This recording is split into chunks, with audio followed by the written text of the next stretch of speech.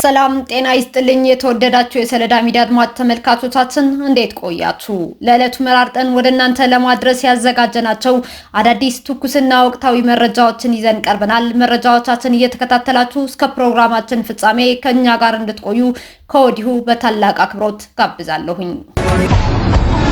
ቢጂአይ ኢትዮጵያ አደገኛ ኬሚካል ወደ ወንዝ በመልቀቁ የ2 ሚሊዮን ብር ቅጣት ተጣለበት። በአዲስ አበባ ከተማ የልደታ ክፍለ ከተማ ደንብ ማስከበር ጽሕፈት ቤት ከከተማው የአካባቢ ጥበቃ ባለስልጣን ጋር በመሆን በቢጂአይ ኢትዮጵያ ላይ የ2 ሚሊዮን ብር የገንዘብ ቅጣት መጣሉን አስታውቋል። ተቋሙ ቅጣቱ የተጣለበት በልደታ ክፍለ ከተማ ወረዳ 9 ልዩ ስሙ ተግባረ እድ ተብሎ በሚጠራው አካባቢ ለጤና ጠንቅ የሆነ አደገኛ ኬሚካል ወደ ወንዝ በመልቀቁ መሆኑም ታውቋል።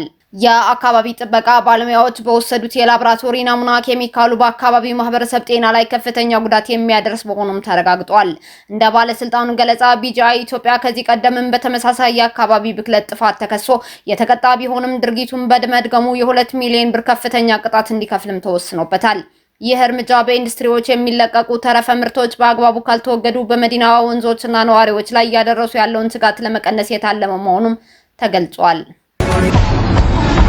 በኢትዮጵያ የጣሊያን ወታደራዊ አታሼ ከኢትዮጵያ መከላከያ ዩኒቨርሲቲ አመራሮች ጋር ተወያዩ። ለኢትዮጵያ፣ ጅቡቲ፣ ኡጋንዳ፣ ሩዋንዳ፣ ሱዳን እና የአፍሪካ ህብረት በኢትዮጵያ የጣሊያን ወታደራዊ አታሼ ኮሎኔል ዲያጎ አንቶኒ ጃሪዞ ከኢትዮጵያ መከላከያ ዩኒቨርሲቲ ፕሬዝዳንት ብርጋዴር ጀነራል ከበደ ረጋሳ እና ከዩኒቨርሲቲው የስራ ኃላፊዎች ጋር ውይይት አካሂደዋል። ውይይቱ በዘመናዊ የመከላከያ አቅም ግንባታ፣ በቴክኖሎጂ ሽግግርና በዓለም አቀፍ አካዳሚክ ትብብር ላይ ያተኮረ ሲሆን በተለይም በኤሮስፔስ የትምህርት መስክ፣ በቴሌሜዲሲን እና በጋራ ምርምር ፕሮግራሞች ዙሪያ ከፍተኛ የትብብር አቅጣጫዎች እንዲቀመጡ አጽንኦት ሰጥተውበታል።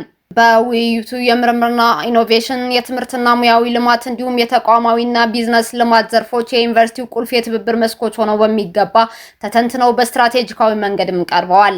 የኢትዮጵያ መከላከያ ዩኒቨርሲቲ ፕሬዝዳንት ብርጋዴር ጀነራል ከበደ ረጋሳ ዩኒቨርሲቲው ከዓለም አቀፍ አጋሮች ጋር በሚገነባው ስትራቴጂካዊ ትብብር የመከላከያን አቅም እንደሚያጠናክርም አስረድተዋል።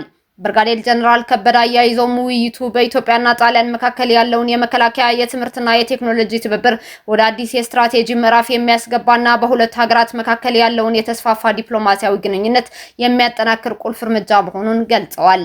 የጣሊያን መከላከያ አታሼ ኮሎኔል ዲያጎ አንቶኒ ጃሪዞ ጣሊያን ከኢትዮጵያ መከላከያ ዩኒቨርሲቲ ጋር በምርምር በቴክኖሎጂና በሙያዊ ልማት መስኮች የሚደረገውን ትብብር ወደ ከፍተኛ ደረጃ ለማሻሻል ጽኑ የፖሊሲ ቁርጠኝነት እንዳላት በአጽንኦትም አስታውቋል። ዘገባው የዩኒቨርሲቲው ዓለም አቀፍ ግንኙነት ዳይሬክተሬት ነው።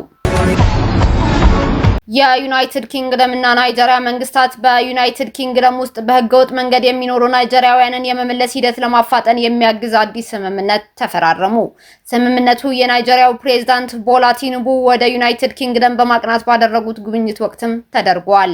የሁለቱም ሀገራት መሪዎች በስደትና ደህንነት ጉዳዮች ላይ በቅርበት ለመስራትና ትብብር ለማጠናከርም ተስማምተዋል። በስምምነቱ መሰረት ለመለያ አማራጭ ሰነዶችም ወይም ዩናይትድ ኪንግደም ለተር ተብሎ የሚጠራው ሰነድ የያዙ ፓስፖርት የሌላቸው የናይጄሪያ ተመላሾች ናይጄሪያ መቀበልም ትጀምራለች። ይህም ስምምነት ፓስፖርት የሌላቸው ስደተኞች ለማባረር መዘግየትን የሚያስከትለው የመንግስት አሰራር ለመቀነስ የሚጠቅም እንዲሁም የሚያስችል ሰነድ እንደሆነም ነው እየተገለጸ የሚገኘው። ባለስልጣናት እንደሚሉት ወደ 961 የሚቆጠሩ ናይጄሪያውያን የጥገኝነት ጥያቄያቸው የመጨረሻ ውሳኔ ያገኘ ሲሆን ከ1000 በላይ ናይጄሪያውያን ደግሞ ወደ ሀገራቸው ለመመለስ በመጠባበቅ ላይ መሆናቸው ተገልጿል። ይህ በሁለቱ ሀገራት የተፈረመው ስምምነት በቪዛ ማጭበርበር፣ የማጭበርበር ኔትወርኮች እና ሌሎች የተደራጀ ወንጀሎችን ለመቆጣጠር ይረዳል ተብሏል። ነገር ግን ስምምነቱ መቼ እንደሚጀመርና ሌሎች አስፈላጊ ዝርዝሮች እስካሁን አልተገለጹም። የኢራን አብዮታዊ ዘብ ቃል አቀባይ ተገደሉ። የኢራን አብዮታዊ ዘብ ቃል አቀባይ በአሜሪካና በእስራኤል ጥቃት መገደላቸው የሀገሪቱ መገናኛ ብዙሃን ዘግበዋል። የኢራን አብዮታዊ ዘብ ቃል አቀባይና ምክትል ህዝብ ግንኙነት አሊ መሐመድ ናኢኒ በአሜሪካና እስራኤል ጥቃቶች መገደላቸው የሀገሪቱ ብሔራዊ ቴሌቪዥን አስታውቋል። አሊ መሐመድ ናኢኒ የአብዮታዊ ዘቡን ለ4 አስርት ዓመታት ያገለገሉ ሲሆን ባለፉት 2 ዓመታት ደግሞ ቃል አቀባይ በመሆን ሰርተዋል ሲል የፋርስ የዜና ወኪል ዘግበዋል። አሜሪካና እስራኤል የካቲት 21 2018 ዓ.ም ኢራን ላይ ጦርነት ከከፈቱበት ዕለት አንስቶ የኢራን እስላማዊ ሪፐብሊክ በርካታ አመራሮችም ተገድለዋል። የቀድሞው ጠቅላይ መሪ አያቶላህ አሊ ሀሚኒ ጦርነቱ በጀመረ በጥቂት ደቂቃዎች ውስጥ የተገደሉ ሲሆን ሌሎች የሀገሪቱ ከፍተኛ አመራሮችም የአሜሪካና የእስራኤል ጥቃት ኢላማም ሆነዋል።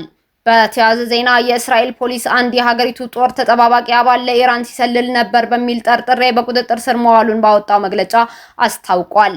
የፈረንሳይ ዜና ወኪል የፖሊስ መግለጫን ጠቅሶ እንደዘገበው ራዝ ኮሃን የተባለው የ26 ዓመቱ የኢየሩሳሌም ነዋሪ ከኢራን ሰላዮች ጋር በመገናኘት በእነሱ መመሪያ መሰረት የስለላ ተግባር ማከናወንን ጨምሮ ሌሎች የደህንነት ጥሰቶችን ፈጽመዋል በሚልም ተይዟል።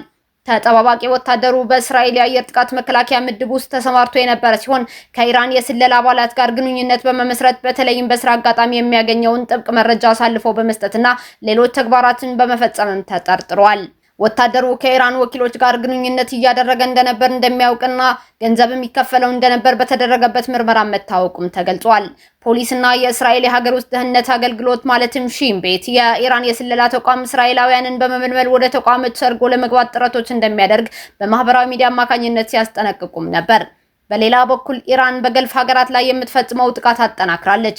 ኢራን በደቡባዊ ፓርስ የጋዝ መሬቷ ላይ ጥቃት እንደተፈጸመባት መግለጽ የጀመረችው ዛቻ ወደ ተግባርም ተቀይሯል። ከአሜሪካ ጋር ግንኙነት ያላቸውን የነዳጅና ጋዝ ማጣሪያዎች ኢላማ እንደምታደርግ ካስጠነቀቀች በኋላ ከረቡዕ ሌሊት ጀምሮ በገልፍ ሀገራት ላይ የምትሰነዝረውን ጥቃት በከፍተኛ ሁኔታ ማጠናክራው ቀጥላለች። በሳውዲ አረቢያ ዋና ከተማ ሪያድ እና በምስራቃዊ ግዛቶች ላይ የተወነጨፉ 17 ሰው አልባ አውሮፕላኖች ማለትም ድሮኖች እና 2 ባላስቲክ ሚሳይሎች ማክሸፏን የመከላከያ ሚኒስቴሩ አስታውቋል። ኳታር በራስ ላፋን ኢነርጂ ተቋም ላይ ረቡዕ ዕለት የተሰነዘረው ጥቃት ሳያበቃ ሐሙስ ረፋድ ላይም ተጨማሪ ጥቃት እንደደረሰባት ገልጻለች። እስካሁን በሰው ሕይወት ላይ የደረሰ ጉዳት የለም ብላለች ኳታር። የተባበሩት አረብ ኤሚሬቶች የአየር መከላከያ ስርዓቶቿ ሚሳኤሎችን እየጠለፉ ሲሆን ተዋጊ ጄቶችም ድሮኖችም በሰማይ ላይ ያደኑ መሆኑን አስታውቃለች። ባህሬን ነዋሪዎቿ ወደ መጠለያ እንዲገቡ የሰዓት እላፊ ማስጠንቀቂያ ስትሰጥ፣ ኩዌት በበኩሏ የጠላት ሚሳኤልና የድሮን ጥቃቶችን እየተጋፈጠች መሆኑ ይፋ አድርጋለች። የኦማን ስልጣኔት በበኩሏ ድርጊቱን በጽኑ አውግዛለች። ኢራን የሲቪል ተቋማትንና ዓለም አቀፍ የኃይል አቅርቦቶችን ከመምታት መቆጠብ አለባት ሲል የኦማን ስልጣኔት የዜና ወኪል ጥሪ አቅርበዋል። ጥቃቱ በዓለም አቀፍ የነዳጅ ገበያና ቀጠናዊ ሰላም ላይ ከፍተኛ ስጋትም ደቅኗል።